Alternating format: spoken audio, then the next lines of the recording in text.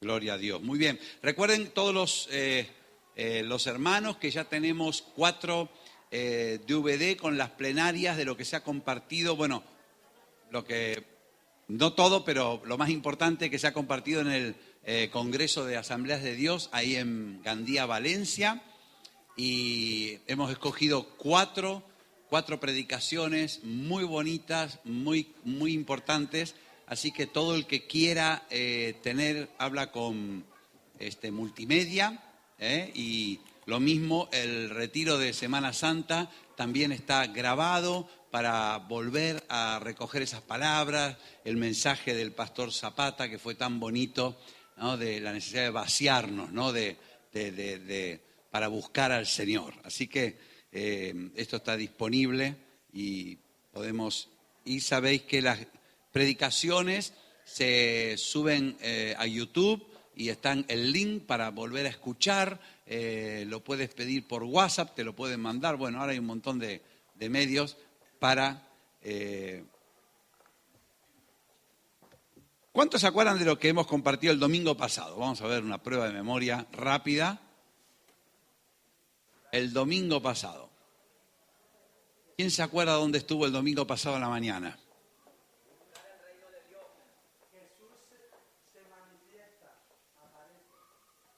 Algunos dicen buscar el reino de Dios y otros dicen Jesús se manifiesta.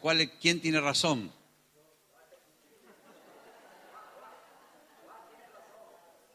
El domingo estamos hablando. ¿Quién? A ver, como Carlos Sobera.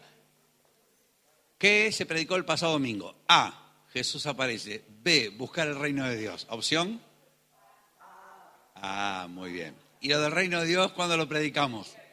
Amén, amén. Las dos cosas son ciertas, ¿eh? Las dos cosas son verdaderas, no se han equivocado. Así que hemos compartido. Me contó Marisa, yo no sé si Marisa ahora o ha salido por el tema de la ofrenda.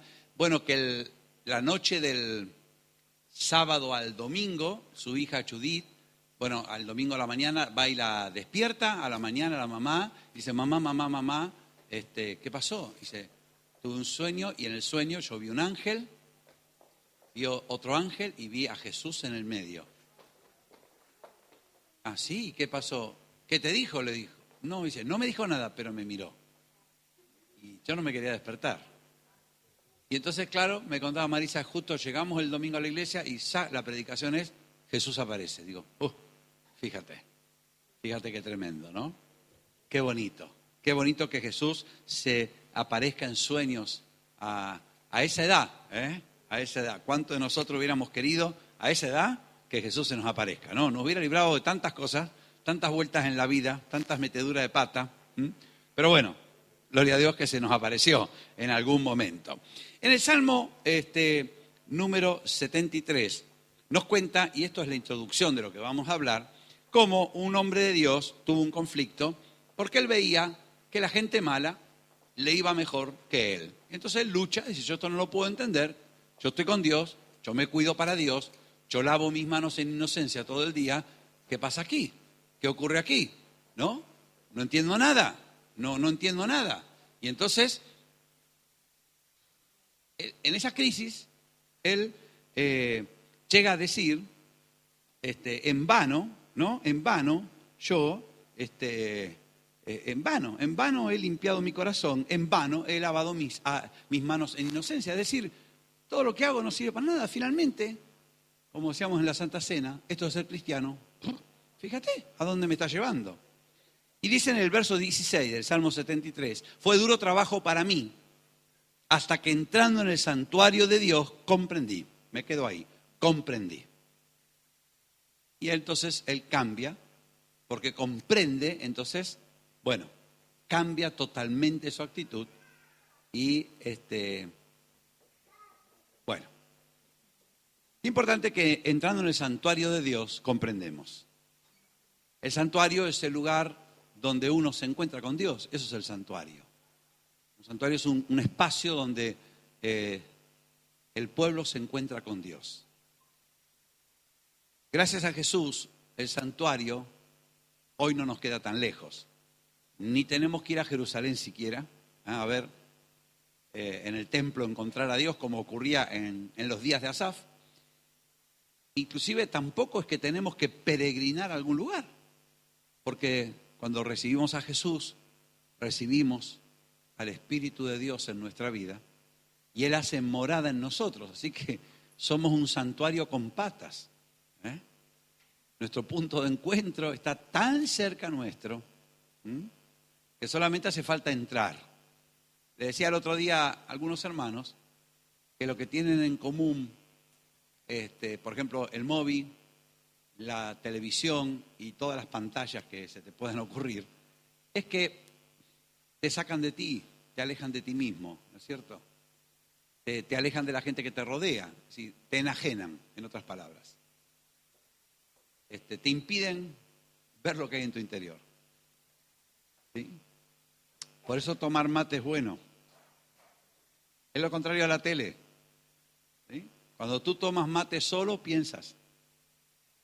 Cuando ves la tele solo, no piensas. Cuando tú tomas mate con las personas, hablas con las personas.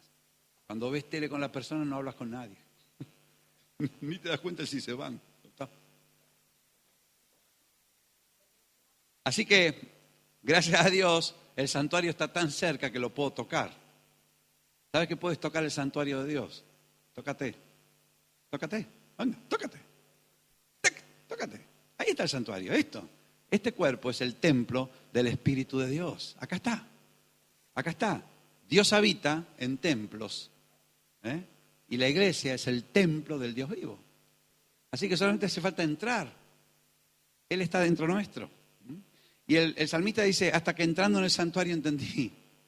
Hasta que volviéndome a Dios entendí. Y el Señor nos está hablando de buscar a Dios, de buscar su poder, de buscar su reino. Y por contrapartida, Él se aparece. Él viene al encuentro, Él nos sale. Y hoy quiero volver, porque el domingo pasado, que era el día de Domingo de Resurrección, estuvimos compartiendo sobre qué maravilloso es este Dios que se aparece, este Jesús que sale al encuentro. Y hemos recorrido rápidamente a las personas a las cuales Jesús se les apareció. Y vimos que Él se apareció a diferentes clases de personas. Pero hoy quiero detenerme contigo en qué ocurrió cuando se apareció. ¿Por qué se apareció a esas personas? ¿Cuál era el plan? ¿Qué perseguía el Señor al aparecerse a esas personas? Y quiero que por un momento recorramos de nuevo las personas que fueron testigos, las personas que Jesús se les apareció. Por lo menos las que están en la Biblia. Saben que hoy en día hay muchos testimonios de hombres y mujeres que Jesús se les aparece o se les apareció. Pero vamos a quedarnos con los que están en la palabra de Dios. Yo no sé si se acuerdan a la primera persona a la que Jesús se le aparece. María Magdalena. Jesús había echado de ella fuera 7 demonios, una mujer realmente controlada, poseída por demonios, y su vida había sido muy desgraciada. Bajo el poder del diablo, una persona es capaz de hacer cosas realmente terribles, tremendas. Pero dice que Jesús la pone en libertad, y Marcos 16:9 dice, habiendo Jesús pues resucitado por la mañana, el primer día de la semana, apareció primeramente a María Magdalena, de quien había echado 7 demonios. Y decimos que Jesús se aparece primeramente, una más por favor, dale al play. ¿Otra más? Ahí está, a las mujeres. Qué bueno ser mujer, ¿no es cierto? Pero acá es que Jesús se le aparece por ser mujer. ¿Jesús se le aparece por ser mujer? No, porque Jesús no tiene nada contra los varones. Lo que pasa es que las mujeres estuvieron mucho más cerca de Jesús en los momentos finales de su vida que los varones. Eso simplemente es porque estaban más cerca. Y de hecho, las primeras en ir al sepulcro fueron las mujeres. Ellas fueron a ungirle, a terminar de preparar el cuerpo para una muerte digna, para una sepultura. Y dice en Juan 20:13 que cuando llegaron vieron un joven vestido con vestiduras blancas, resplandecientes, y entonces le dijeron, mujer, ¿por qué lloras? Porque María Magdalena estaba llorando. Y entonces ella responde, porque se han llevado a mi Señor y no sé dónde le han puesto. Es decir, ella decía, mi Señor, el centro de mi vida, se ha muerto. Y yo voy a honrar, a darle toda mi honra, como uno hace cuando se muere un ser muy especial, muy importante. Pero cuando llega se encuentra que no está ahí. Y entonces ella dice, se lo han llevado, alguien se robó el cuerpo. Y entonces empieza a llorar porque dice, ni siquiera me han dejado al Señor muerto, aunque sea yo supiera dónde ir a llorarlo. Así que esta mujer que se acerca a Jesús, que es la primera en llegar, es una mujer que piensa que no le queda nada, que se han llevado hasta el cuerpo de su Señor. No le han dejado ni siquiera el cuerpo del Señor, ni siquiera el cuerpo muerto. Ustedes saben que uno de los dramas de las personas desaparecidas es que sus familiares no tienen dónde ir a llorarlo. O sea, no hay una tumba que tú dices, mira, vengo a hacer memoria de mi ser querido. No. Y eso es muy doloroso, muy trágico. Sin embargo, dice la palabra de Dios que Jesús estaba allí, pero ella no sabía que era Jesús. Y entonces Jesús le dice, mujer, ¿por qué lloras? ¿A quién buscas? Y ella pensó que era el hortelano, que era el guarda del huerto, y le dijo, Señor, si tú te lo llevaste, dime dónde lo has puesto y yo me lo llevaré, yo me llevo el cuerpo. María es una persona, representa al creyente que está cerca del Señor, que busca al Señor, pero entiende que no está, piensa o entiende que está muerto.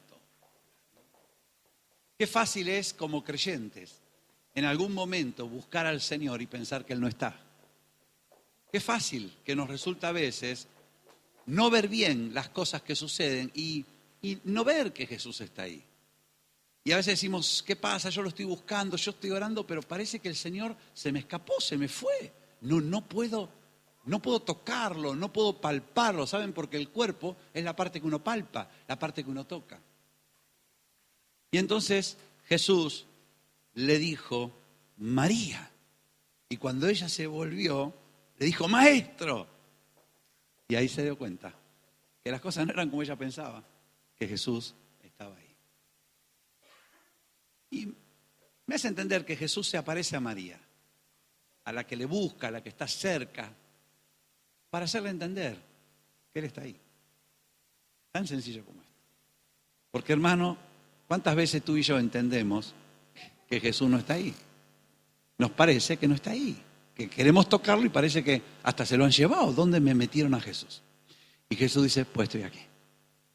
Así que cuando Jesús se aparece, le cambia la forma de pensar a María.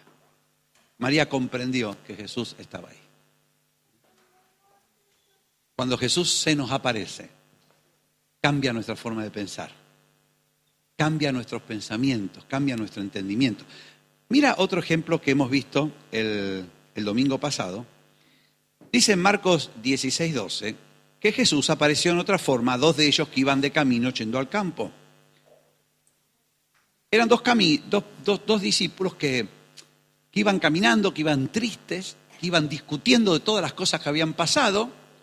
Iban camino de Emaús, camino a un lugar que curiosamente se llama Aguas Tibias. Qué fácil es pensar que uno puede ir rumbo a la tibieza, ¿no es cierto? Como creyente, cuando uno empieza a discutir y entristecerse por las cosas que pasan y a discutir por lo que ha pasado, es fácil, ¿no?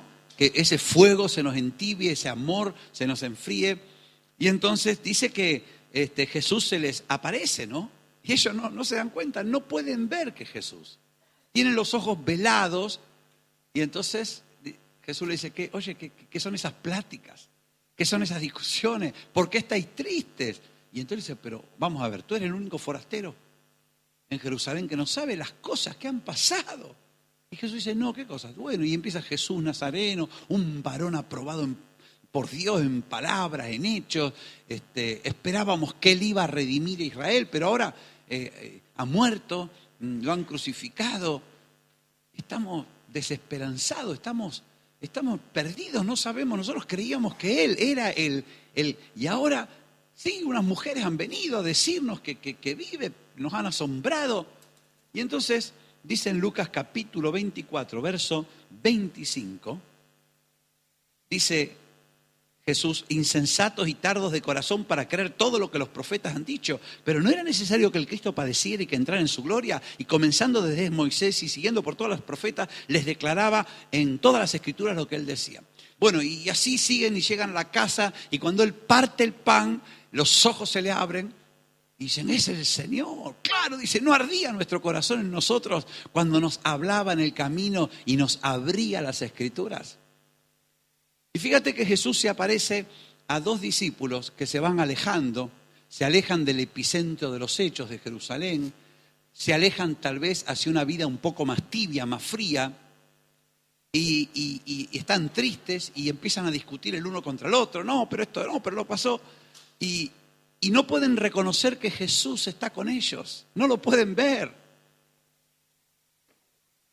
Y entonces, porque ellos están pendientes de todo lo que ocurrió, sin entender que era necesario que eso se cumpla. Ellos no entendían que las cosas que habían pasado habían sido profetizadas, habían sido escritas.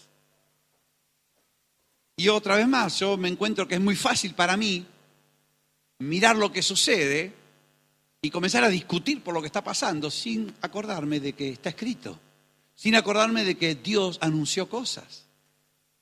Por ejemplo, ¿no? Jesús dijo: oiréis de guerras y rumores de guerras. Habrá pestes, hambres, terremotos. Es lo que está sucediendo. Pero si yo no me acordara de esto y simplemente me limito a leer las noticias, violencia, guerra, muerte, destrucción, pestes nuevas, parece que cada año aparece un bicho diferente. Y entonces uno diría: ¿qué está pasando?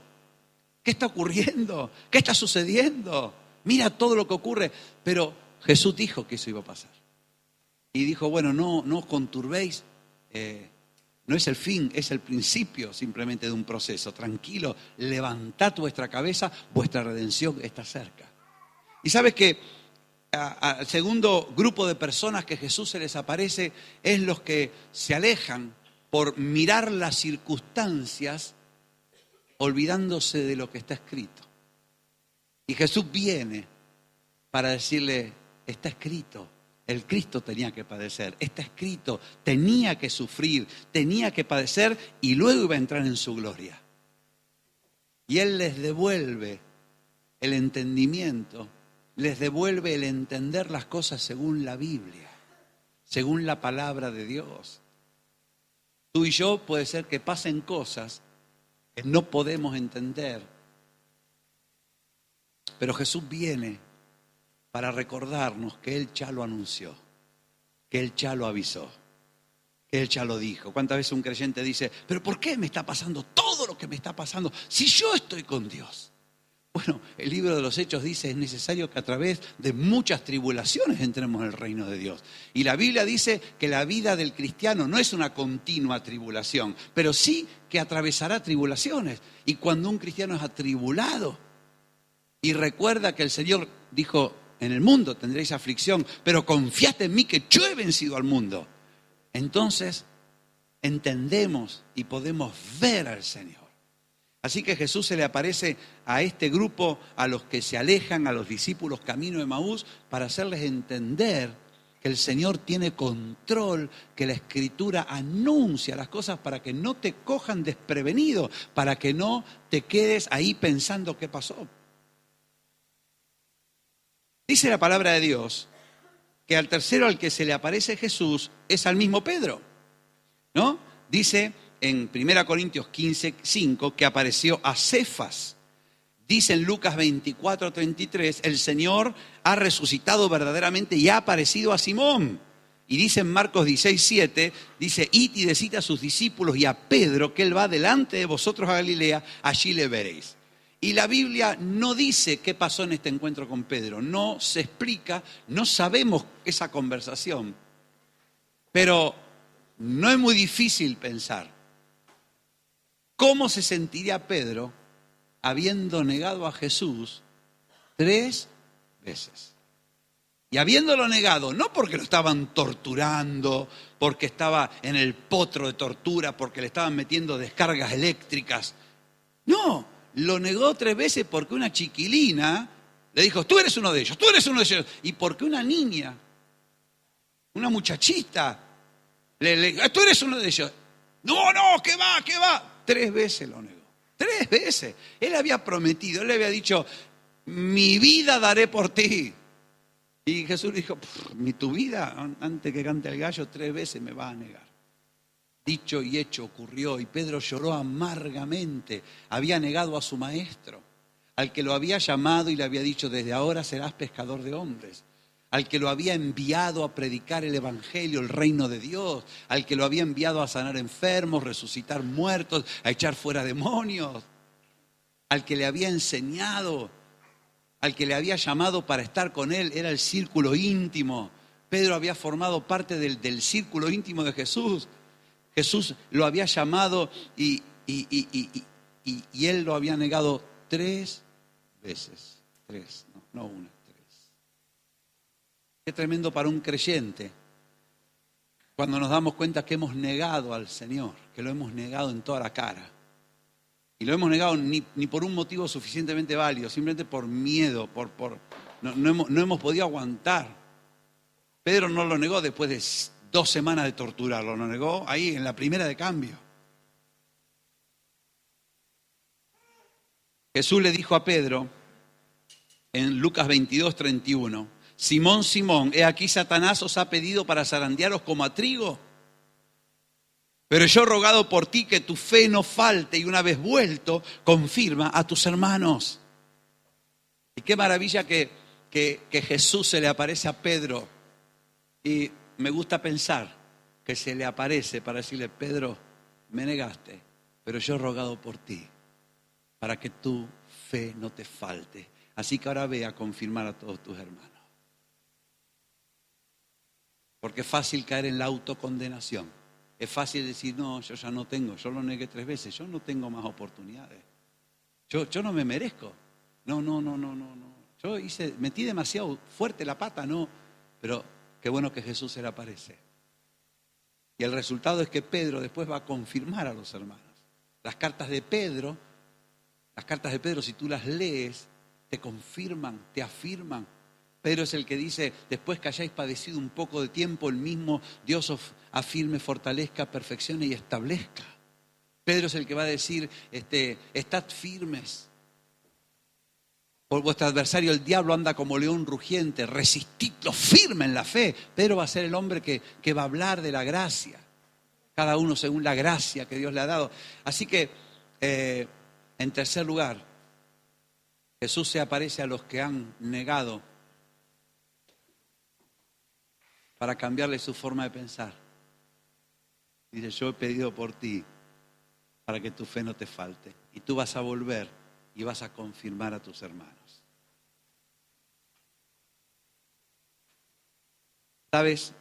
Dice en 1 Corintios 7 que Jesús se aparece a los que van a ser columnas, a los que van a ser importantes.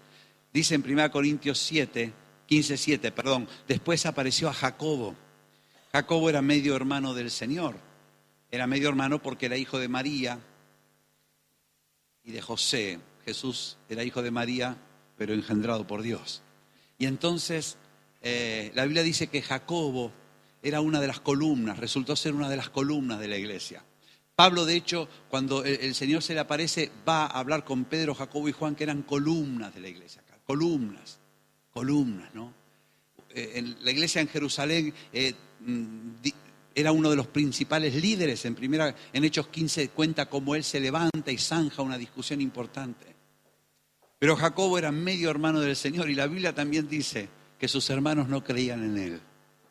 Jacobo fue uno de los que no creía en el Señor. Dice la palabra de Dios que en un momento viene María con los hermanos de Jesús para llevarlo, porque decían, está fuera de sí. A nuestro hermano se le ha ido la olla, el calor de Palestina los ha. Pero sin embargo Jesús se le aparece a Jacobo, porque Jacobo va a ser un líder, Jacobo va a ser una columna. Va a pasar de ser, tú sabes que nadie es profeta excepto en su propia casa. Es decir, la gente que más le cuesta creer en ti es tu propia familia. Pues, ¿y tú qué nos vas a contar? ¿Es que te conocemos, lagartija?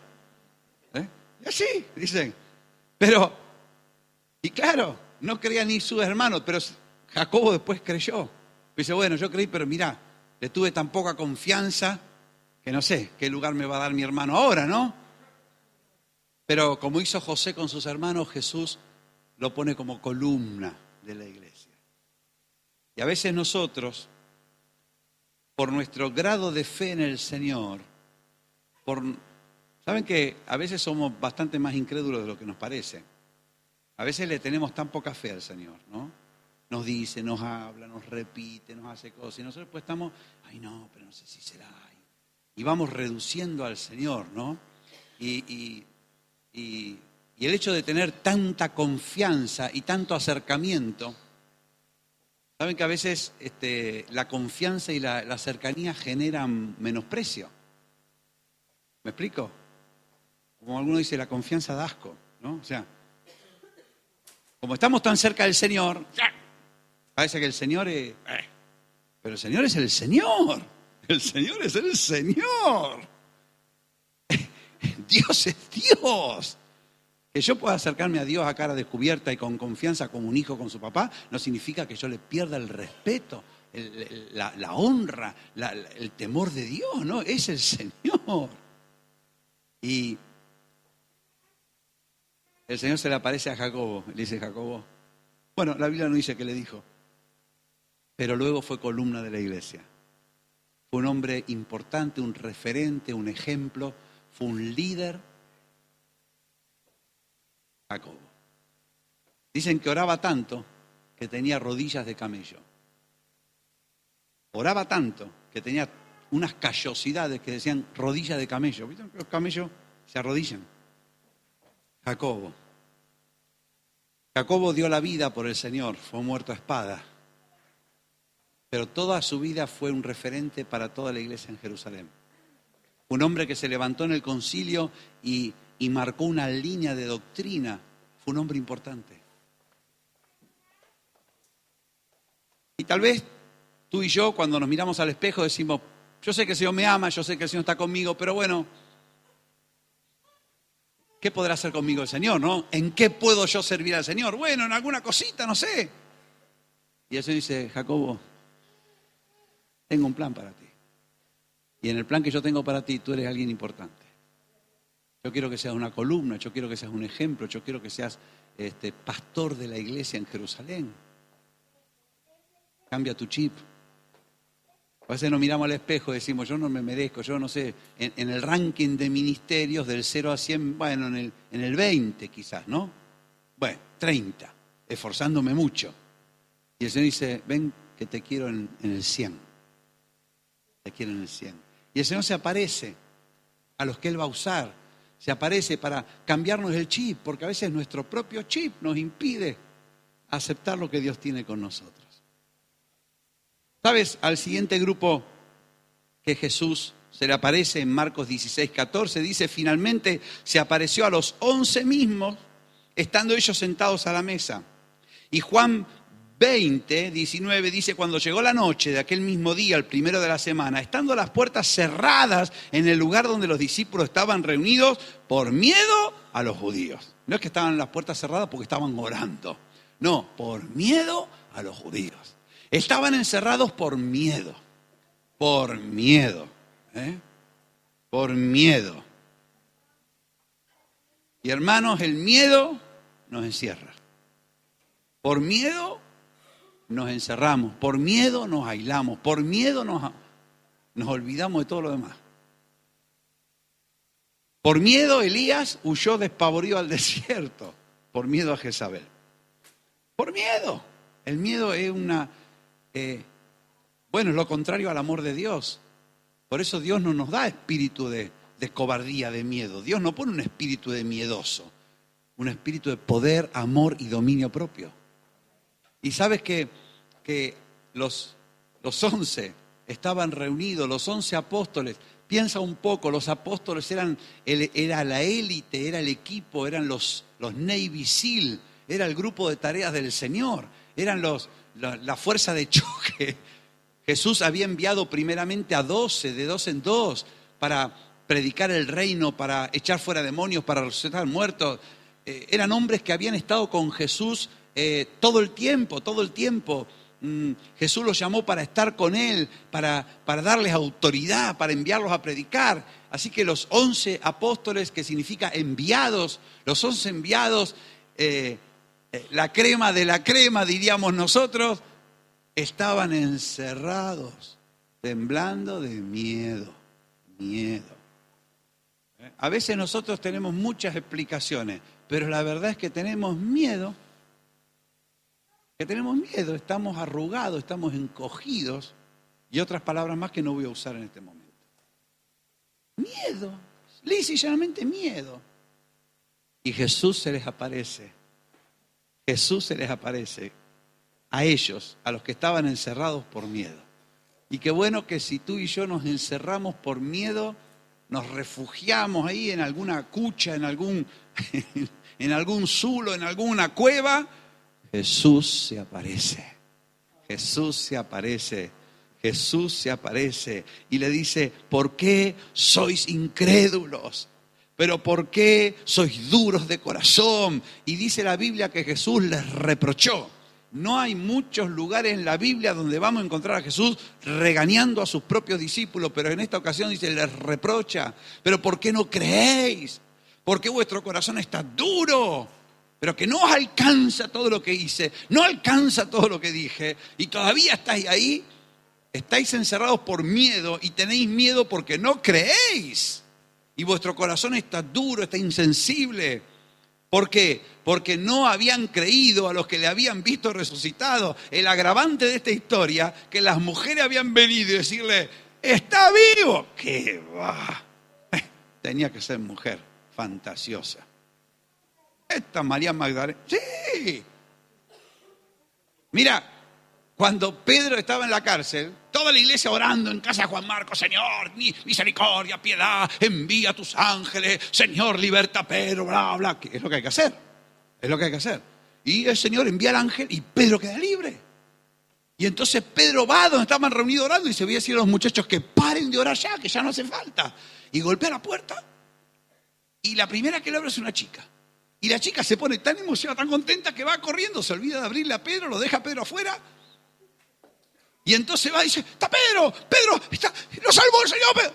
¿Qué va? Es su ángel, habrás visto una visión, es su apariencia. No, si el grado de fe, a veces nuestro grado de fe flipa, Y Jesús dice, ¿por qué no habéis creído? Las mujeres vinieron, yo les dije que iba a resucitar, vinieron los testigos y no habéis creído. ¡Cabezones! Bueno, no, esto lo digo yo, esto no lo dice la Biblia. Pero qué bueno que Jesús le dijo, paz a vosotros. Aquí estoy, vamos, toquen, palpen. Dame algo de comer, venga. Ahí, venga. Dame esa tapita de jamón que tiene. Venga. Bueno, jamón no, porque los judíos no comían jamón. Dame esa tortillita de patata, venga. Dame ese boquerón, esa fritura que... Venga. Es el Señor y está vivo. No es un fantasma. ¡Qué bueno que el Señor se aparece cuando estamos encerrados por miedo, porque no creemos! Y nos dice, acá estoy, cambia el chip, créeme. Sal fuera y háblale a la gente de mí. ¿Qué estás haciendo encerrado en la cueva, en la baticueva?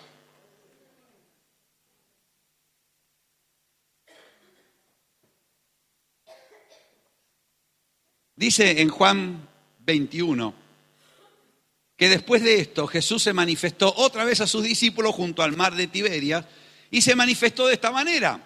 Dice que Pedro es un espectáculo. Pedro estaba ahí, ya Jesús se le había aparecido, ya sabían que Jesús estaba vivo y Pedro estaba ahí y dice, voy a pescar. ¿En qué voy a ocupar mi tiempo? A pescar. Yo soy pescador, yo pescaba, mi trabajo es pescar, mi forma de ganar dinero es pescar, así que me voy a pescar. Y otros se dicen, pues vamos contigo, vamos a hacer un dinerito. Como no tenemos nada que hacer, como el Señor no nos dijo que vayan por todo el mundo y prediquen el Evangelio, como el Señor no nos dijo, como el Padre me envió, yo os envío, como el Señor no nos dijo que el que cree en mí la misma obra que yo hará, pues venga hombre, antes de estar acá cruzado de brazos, hagamos algo productivo aunque sea, a pescar, como los enanitos, a pescar. No pescaron nada, toda la noche echando para aquí, echando para allá, nada, no pescan nada. Dice que al amanecer, Jesús desde la orilla le dice, hijitos, ¿habéis pescado algo? No, echa a la derecha. Perdido por perdido. ¿Qué pasa acá? Se enganchó en la roca. Te dije que no echara acá la rey roca. No, esto no es una roca, esto está pesado, pero no es una roca. Llena de peces. Y entonces Juan dice, es el Señor. Nosotros ya volviendo a nuestra antigua manera de vivir.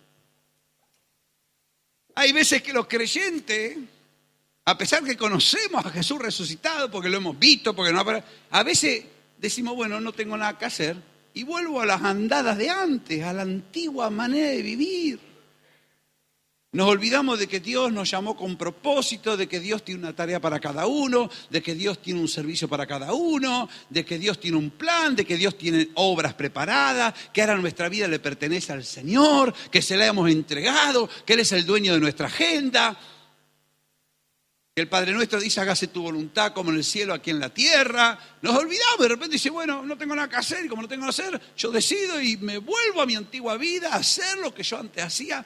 Resultado un fracaso total, pero total, cero patatero. Y el Señor es tan bueno, tan misericordioso que dice, para que te enteres, para que aprendas a hacerme caso, echa a la derecha. 153 grandes peces llenaron la red. Y cuando Pedro ve que es el Señor, Pedro se viste y ahí nadando. Ese era Pedro, ¿no? Pedro sería bruto, pero era lanzado. Y el Señor estaba ahí. ¿Y con qué lo espera el Señor? Con un pez asado. Pedazo de desayuno, preparado directamente por el maestro. Es como que el Señor le dice, ¿no entiendes que si vuelves atrás pescarás cero? Pero si te acuerdas que yo estoy contigo, yo te preparo el desayuno. Yo te preparo el desayuno. Yo te doy todo lo que te hace falta. 153 grandes peces donde ellos no habían pescado nada. Y sabes que el Señor se aparece a los discípulos, a los seguidores, cuando nosotros nos olvidamos que el Señor está en nuestra vida y volvemos a nuestra antigua manera de vivir pensando que así nos va a ir mejor, pensando que así vamos a sacar provecho. Y el Señor viene y ¿sabes cómo termina el desayuno, no es cierto? ¿Alguien se acuerda cómo termina el desayuno? Jesús lo mira a Pedro y dice, Pedro, Señor, ¿me amas? ¿Me amas? Señor, tú sabes que te amo. Pero el original griego se podría decir que Jesús le dijo, Pedro, ¿me amas? Y Pedro le dijo, tú sabes que te quiero. Y Jesús le volvió a decir, Pedro, ¿me amas? Señor, tú sabes que te quiero. Entonces Jesús le dice, oye, apacienta mis corderos. Oye, pastorea mis ovejas. Oye, cuida de mi rebaño. Y Pedro, que hasta ese momento su expectativa era ser pescador de peces, pescador de almas, perdón, ahora de pronto recibe un encargo más grande, otro encargo, dice, cuida de mi iglesia. Cuida de mi iglesia. Pedro va a decir después, apacentad la grey de Dios. A los ancianos, yo pastor, apacentad la grey de Dios. Porque un día va a aparecer el príncipe de los pastores y le dará a cada uno la recompensa merecida. Y qué tremendo, hermanos, que cuando tú o yo nos olvidamos y de pronto volvemos a los esquemas del pasado, a nuestras antiguas maneras de pensar y planeamos nuestra vida en base a cosas que hacíamos antes. Y nos olvidamos que el Señor nos ha llamado a algo, a una tarea, a un propósito. Jesús viene y dice, oye, si me amas, y sé que me amas, ocúpate de lo que yo quiero que te ocupes. Ocúpate de lo que yo quiero que te ocupes. Haz el trabajo para el cual yo te he llamado. Y Pedro decía, vale, Señor, lo haré. Y sabes, algunos podrían decir, como hemos dicho el domingo pasado, que toda esta historia es con casos muy puntuales, ¿no es cierto? Los 11, María Magdalena, y Pedro, y Jacobo, y los 7, pero sin embargo dice en 1 Corintios 15:6 que Jesús después se apareció a más de 500 hermanos a la vez. 500 a la vez. Me dan un poco de envidia estos 500. Digo, Dios mío, Señor, no. Qué lindo sería, ¿no? Que un día Jesús se planta acá en medio nuestro. Puede ser, ¿no? No nos hace falta, no es que para creer tenemos que ver, pero sería bonito. ¿A ti no te parece? A mí me gustaría. Pero si no aparece, yo le amo igual, aclaro. Mejor creer sin ver que creer porque vemos. Dice que después apareció a más de 500 hermanos a la vez. Dice en Mateo 28:10 que Jesús les dijo, no temáis, id y dad las nuevas a mis hermanos para que vayan a Galilea y allí me verán. Jesús había prometido que me verán, mis hermanos me verán. Y yo creo que hasta esta hora, si escuchara las noticias que pasan en la iglesia, yo diría, bueno, Jesús solo se aparece a ciertas y determinadas personas que tienen cualidades especiales. Y uno dice, a ver, yo soy una mujer que Jesús echó 7 demonios, no, entonces no se me puede aparecer. A ver, yo soy un tipo que le negó 3 veces asquerosamente, no, tampoco, entonces no me puede. Yo soy Jacobo y voy a ser columna de la iglesia, no me dijo, entonces tampoco se me puede aparecer a mí. Yo soy uno de, como los 7 que se van a pescar, tampoco me ha pasado esto. Y dice, no, ya está, voy perdido, a mí no se me va a aparecer ni a tiros.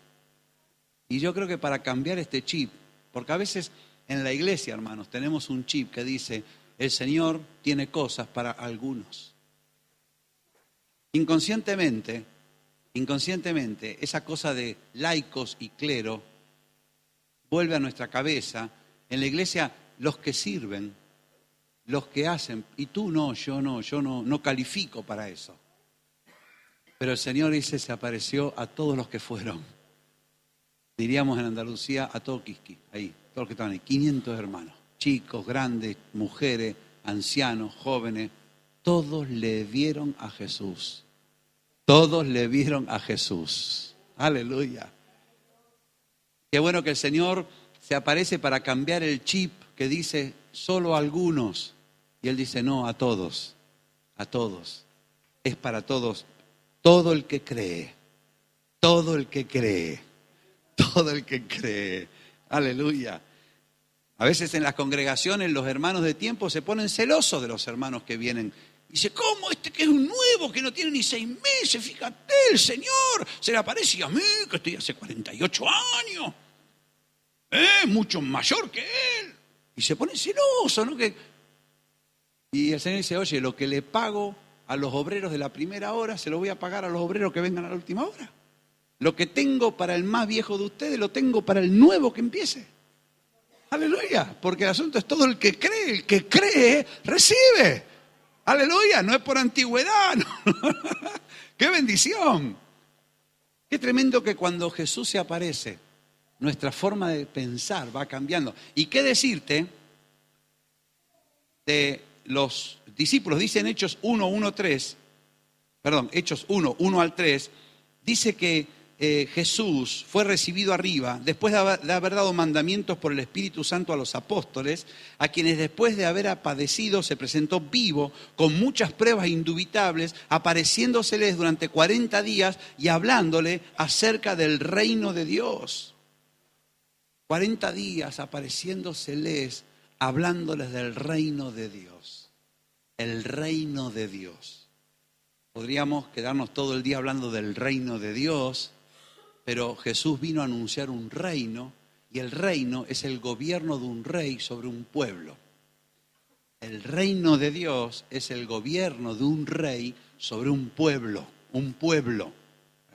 Saben que muchos creyentes tienen dificultades con Jesús porque creen que Jesús es el Salvador, creen que Jesús es el sanador, creen que Jesús es el libertador y creen que Jesús es el perdonador. Pero se olvidan de que Jesús es el Señor, y Señor significa que Él manda, Él es el Señor, Él es el Rey y yo obedezco. Y algunos dicen, yo monárquico nunca. Fantástico, que en la vida de todos los días no quiera ser monárquico, quiera ser demócrata, fantástico. Pero el Señor es el Rey. Jesús es Señor, significa la máxima autoridad a la que se le debe toda obediencia, honra y respeto. Y entonces muchos creyentes tropiezan con esta parte y dicen, yo anarquista toda la vida. No tengo nada contra el anarquismo ni contra ninguna forma de gobierno político, humano, pero el reino de Dios es teocracia pura. Él gobierna, nosotros somos súbditos de su reino. Hay creyentes que aman al Señor con locura, pero no le hacen caso ni a las patadas. Hay creyentes que realmente creen en Jesús, pero morirían antes de decir que Jesús no existe. Pero no le obedecen, no pueden obedecer. Cuando hay que obedecer, se le empiezan a quemar los plomillos. Se confunde, entonces empiezan a discutir. No, yo sé que el Señor quiere esto, pero que a mí, y discuten con el Señor. Y el Señor dice blanco, y yo dice, no, para mí es verde. Y el Señor dice, te digo que es blanco, no, para mí es rosa. Y van ahí por la vida peleando, porque creen que el Señor es como el colega. Dicen, tío, ¿qué me está diciendo? No, yo no soy tu tío, soy tu Señor. Ahora, después van a trabajar y dicen, no, pero mi jefe me dijo que tengo que estar a las 7 de la tarde. Así que el jefe me dijo, y está fantástico. Pero al Señor no, el Señor ya no es el jefe es el colega, es el compi. El jefe es el que me entiende. Yo de tú a tú con el jefe. Y, sin embargo, Jesús vino a establecer un reino. Nosotros anunciamos el evangelio del reino. Nosotros anunciamos que Jesús es el Señor. Nosotros decimos que Jesús es el que tiene autoridad sobre toda la creación, que a Él están sujetas todas las cosas, principados, potestades, todo está sujeto. Él manda, Él gobierna, Él es el Curios, es el Señor. Jesús no es un Dios más de la galería. Jesús no es un elemento más decorativo de nuestra galería de creencias. Es el que manda, por su palabra todo se sostiene. Todo fue hecho por medio de Él, todo es hecho para Él. Toda lengua un día confesará, toda lengua, pero mira toda lengua, los ateos confesarán, los musulmanes confesarán, los judíos confesarán, los agnósticos confesarán, todos confesarán. ¿Y qué van a confesar? Jesús es el Señor. Él manda. Ahora, claro, cuando lo confiesen no van a ser salvos en ese momento, van a tener que aguantar eso. Pero hoy, si tú y yo creemos de corazón que Jesús es el Señor y que Dios lo resucitó de entre los muertos, nosotros somos salvos, porque con el corazón creemos para justicia y con la boca confesamos para salvación. Y ese reconocimiento y volvernos al Señor como Señor nos hace salvos. Aleluya. Un reino, hermanos, un reino. Un reino. Somos ciudadanos de un reino. ¿Por qué? Porque tenemos un rey y somos un pueblo. Me acuerdo una vez que fuimos a Puente Genil con los jóvenes por una actividad que hicimos y salió un joven y dijo, ¿quién es el que corta el bacalao aquí? Claro, su noción de líder es el que corta el bacalao. Realmente es una noción bastante pobre para un creyente, porque en todo caso, si alguien está puesto como líder es porque es un mandado. Y el Señor dijo, cuanto más mandado seas, más líder serás. Porque el que quiera ser el primero, sea el siervo de todos. Porque hay un Señor, que es Jesús. Hay una cabeza de la iglesia, es Jesús. Es Jesús. Acá no se hace ni lo que tú dices, ni lo que Él dice, ni lo que nosotros decimos, ni lo que uno dice, ni lo que yo digo, se hace lo que Jesús dice. Esa es nuestra tarea, buscar lo que Jesús dice. Y de esto Jesús les habló durante 40 días. El reino, el reino, el reino, el reino de Dios. Cambiándole la forma de entender. Cambiándole la forma de entender. Y mira que la mayor cantidad de veces que se apareció Jesús fue con este motivo. 40 días, el reino de Dios. Porque tú y yo necesitamos aprender a vivir en el reino de Dios. La iglesia está en el reino de Dios. La iglesia no es el reino de Dios, está en el reino de Dios. Nosotros estamos en el reino de Dios, no somos el reino de Dios. Estamos. Y para colmo, y espero que nadie se asuste, dice Apocalipsis 1:5, que Jesús nos hizo reyes y sacerdotes para Dios el Padre. Así que cuando eres creyente, cuando naces de nuevo, naces como rey y como sacerdote para Dios el Padre. Y aunque no te gusten los reyes o no te gusten los sacerdotes, resulta que ahora tú eres por el Señor hecho rey y sacerdote. Pero cuidado, rey bajo el Rey de Reyes y sacerdotes bajo el sumo sacerdote. No bajo el Papa, bajo el sumo sacerdote. Qué manera de cambiar la forma de pensar, ¿no? Qué manera de cambiar la forma de pensar. Y para cambiar forma de pensar, ¿qué decir de Pablito? Bueno, Pablito, Saulo, enemigo número 1 del pueblo de Dios. Dice en Hechos 26, Hechos 22 y Hechos 9 que Pablo iba respirando amenazas y muertes contra los creyentes, persiguiendo cristianos como quien persigue cucarachas, buscando a alguien a quien aplastar, torturador de creyentes, los obligó a blasfemar. Saulo logró que cristianos renegaran de Cristo a base de palos, a base de tortura, con autoridad de los sumos sacerdotes, de los gobernantes de la época. Sin embargo, tú y yo sabemos lo que ocurrió camino a Damasco, ¿no es cierto? De pronto una luz del cielo lo rodea, el resplandor es más fuerte que el sol a mediodía, escucha una voz que le dice en lengua hebrea: Saulo, Saulo, ¿por qué me persigues? Él no estaba persiguiendo a Jesús, para él Jesús estaba muerto, él lo que perseguía era esa secta. Pablo dice: yo había creído ciertamente en mi deber delante de Dios hacer muchas cosas contra el nombre de Jesús de Nazaret. Pablo es el hombre que cree su deber perseguir a los herejes. ¿Saben que en el nombre de Dios se han hecho tantas barbaridades? Y en el nombre de Dios se siguen haciendo muchas barbaridades porque hay gente que sinceramente cree su deber matar cristianos. Tremendo. El tipo tenía eso grabado a fuego y lo estaba llevando a cabo, pero a rajatabla. Pero Jesús se le aparece y en una vuelta le cambia el chip. Dice: yo soy Jesús, tú me estás persiguiendo a mí, yo estoy vivo y soy todopoderoso. Tú, hombrecito, estás dando coces contra el aguijón. Yo te estoy pinchando para que vayas para un lado y tú te estás rebelando. En un instante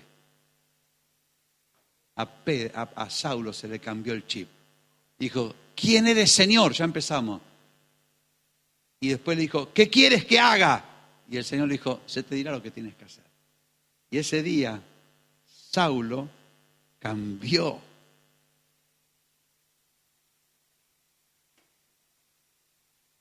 A veces no pensamos, ¿no?, que pueda estar entre nosotros algún Saulo. A veces no pensamos que puede ser un hermano nuestro, no sé, el ateo más grande de Estepona. No pensamos que entre nosotros un día puede ser tu hermano o tu hermana la bruja más grande de la Costa del Sol. Eso es lo que le pasó. Le tenían miedo a Saulo. Dice: no, pero este viene a perseguirnos. Y Saulo decía: Cristo vive, se me ha aparecido. No, esta es una trampa, esta es una trampa. Tuvo que ir Bernabé a convencer de que Saulo se había convertido de verdad. Pero un encuentro con Jesús cambia la manera de pensar al enemigo más declarado que pueda haber. Tal vez a ti y a mí se nos gasta la lengua intentando convencer al primo. Pero Jesús se aparece, ¡pah!, y se acabaron las discusiones.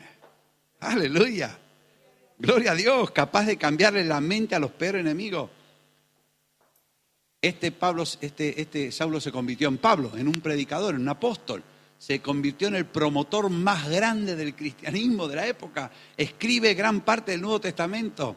El hombre siembra con el evangelio toda Siria, toda la región de Siria, todos los alrededores de Jerusalén, de Judea, y después empieza de Antioquía, se va para las naciones. Dicen que llegó hasta España.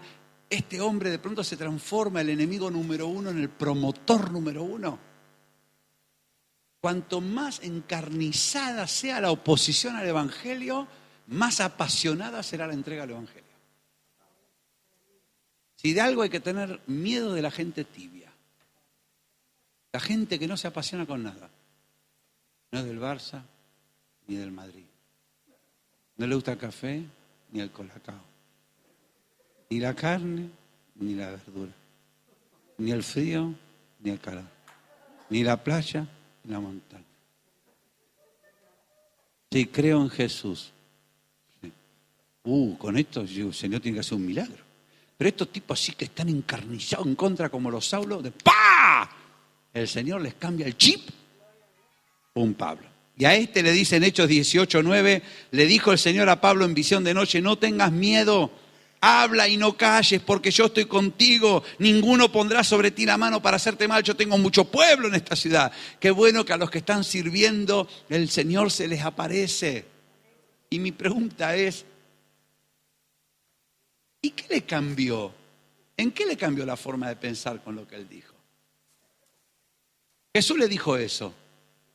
¿Qué crees tú que cambió la forma de pensar de Pablo? ¿Qué andaría pensando Pablo? ¿Qué piensas tú?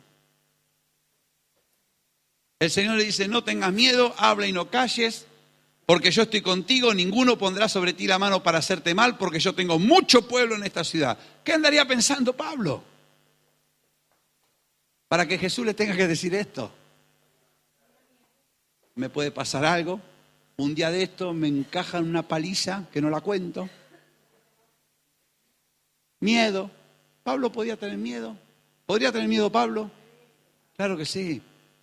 Tal vez Pablo decía: bueno, acá la obra va, pero no sé si habrá mucha gente. Sí, ya, yo creo que ya se han convertido todos los que se han convertido. Y viene el Señor y dice: niño, que no has visto de la fiesta ni la mitad. Tengo mucho pueblo en esta ciudad.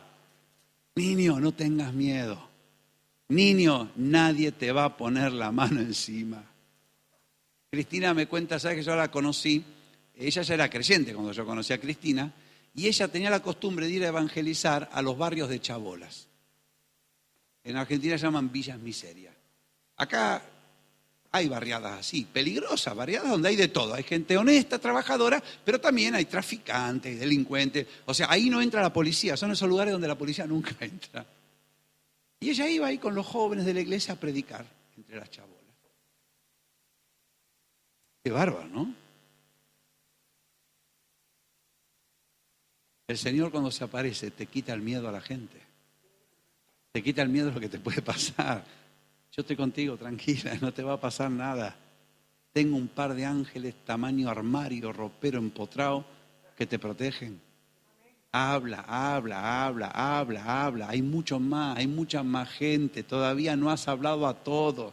Le hablaste a muchos, pero todavía tengo mucho pueblo. Hay más. Y por eso Pablo no solamente, Jesús se aparece a los que están sirviendo, sino a los que se extienden. Porque le dice en Hechos 23:11, ten ánimo Pablo, como testificaste de mí en Jerusalén, así es necesario que lo hagas en Roma. Y Pablo estaba preso. Todos los judíos querían matarlo.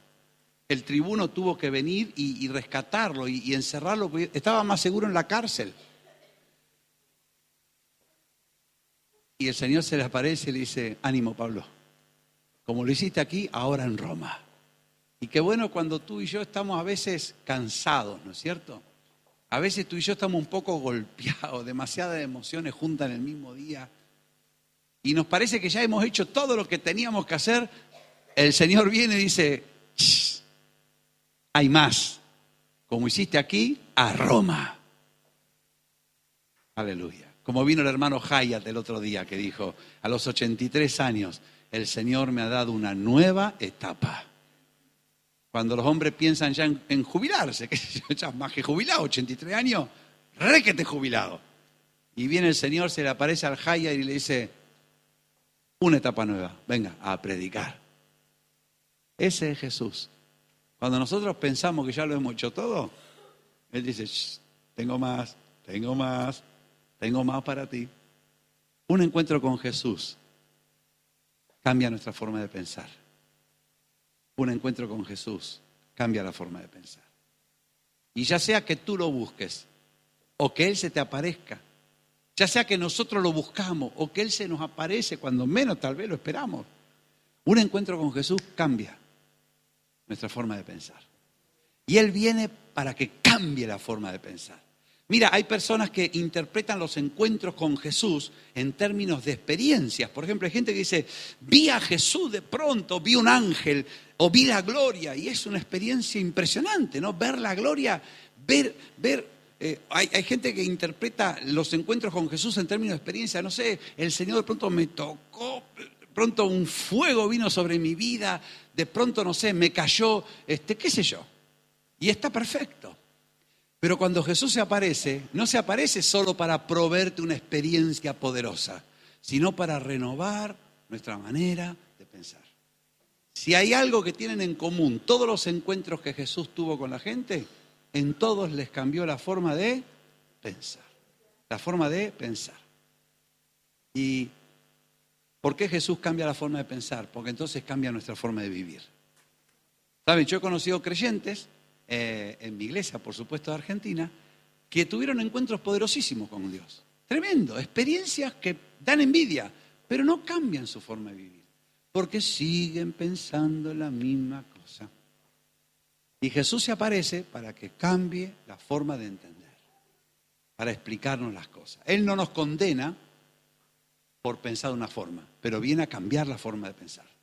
Quiero decirte en esta mañana que lo estamos buscando. Y también Él se va a aparecer, como ocurrió con esta niña que les conté, y va a aparecer. Va a ser tremendo, la experiencia va a ser poderosa, va a cambiar nuestra vida. No somos los mismos después de un encuentro cara a cara con el Señor.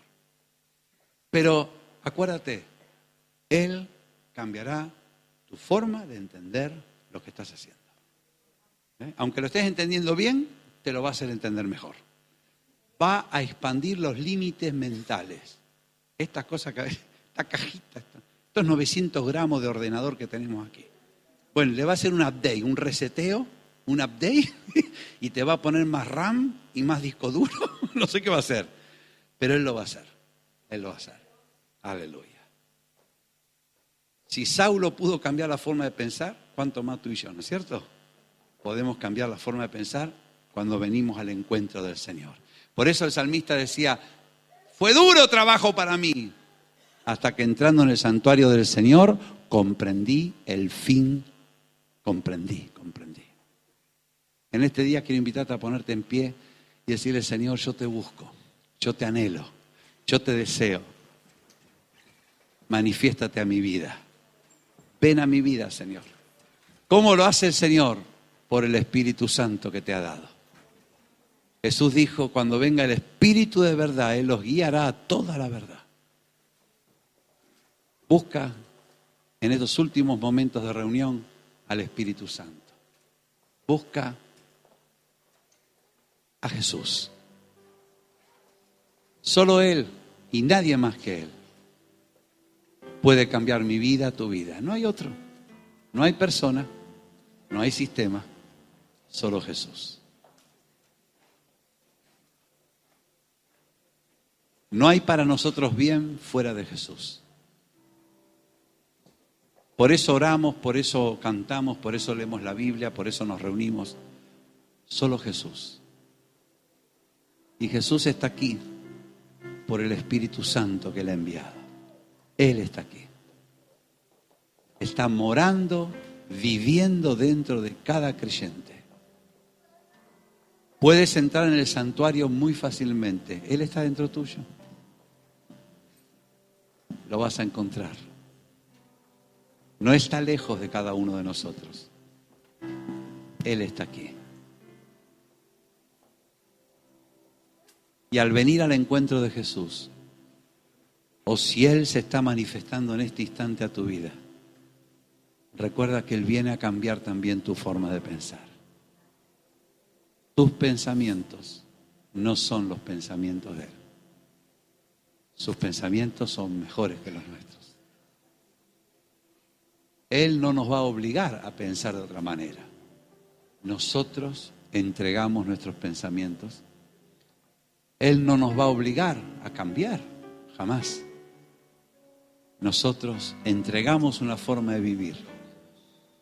Renovamos nuestra mente y nos vestimos de lo que Él tiene para nosotros. Ven al encuentro de tu Dios en esta mañana. Volvámonos a Él de todo corazón. Señor, renuévame y transfórmame. Tus pensamientos vengan a mi vida. Hazme entender, Señor, como tú quieres que yo entienda. Hazme ver como tú ves. Yo tengo mis ideas, pero elijo las tuyas. Yo tengo mi visión, pero quiero la tuya. Habla con Dios, ahora tienes que hablar con Él. Él es todo para ti. Él es el que es, Jesús. Espíritu Santo, ayúdanos a buscar a Dios. Ayúdanos a buscarle, búscale. Busca a Jesús en esta mañana. Busca a Dios, busca su poder. Busca su reino, busca su voluntad, búscalo. Búscalo dispuesto a cambiar, búscalo dispuesto a cambiar la forma de pensar. Vamos, no cuesta mucho. Vamos, acércate a Él, acércate a Él. Él no está lejos, Él está cerca. Mira hacia Él. No, Él no está afuera, Él está dentro tuyo. El Espíritu Santo habita dentro tuyo. No está afuera, Él está dentro. Vuélvete a Él. Anímate a ver lo que hay en tu interior. No te asustes. No te asustes. Él te toma de la mano. A veces tenemos miedo de ver lo que hay en nuestro interior. Huimos de lo que nos está pasando. Pero cuando Él nos toma de la mano, podemos ver lo que hay dentro nuestro y traerlo delante de Jesús. Manifiéstate, Señor. Revélate una vez más. Date a conocer, Señor. A los que piensan que no te encuentran, aparécete. A los que están amargados por haber negado, aparécete, Señor. Confírmalos en la fe. Señor, a los que están siendo tentados a alejarse rumbo a la tibieza, aparécete, Señor. Haz arder nuestro corazón con tu palabra. A los que van a hacer columnas, pero hoy no podemos imaginarnos, manifiéstate, Señor. A los que piensan que las experiencias contigo son para los demás, aparécete, revélate, cara a cara. Cara a cara quiero verte, Señor. Cara a cara. A los que están tentados a volver a la antigua forma de vivir. A los que olvidan que tú los has llamado para algo, para una tarea. Manifiéstate, Señor. Revélate. Renuévanos, Señor, la forma de pensar. Renuévanos. Espíritu Santo, ayúdanos, ayúdanos, ayúdanos, ayúdanos. Renuévanos y transfórmanos, Señor. Queremos ver tu rostro, verte cara a cara. A los que están trabajando, pero hay desánimo, manifiéstate, Señor. A los que tienen que extenderse, pero les parece que están limitados y encerrados, revélate, Manifiéstate, Señor. Espíritu Santo, háblanos, háblanos, háblanos.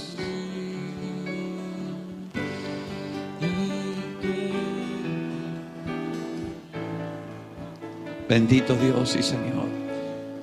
Todo lo que hay dentro de mí necesita ser cambiado, Señor, porque todo lo que hay dentro de mi corazón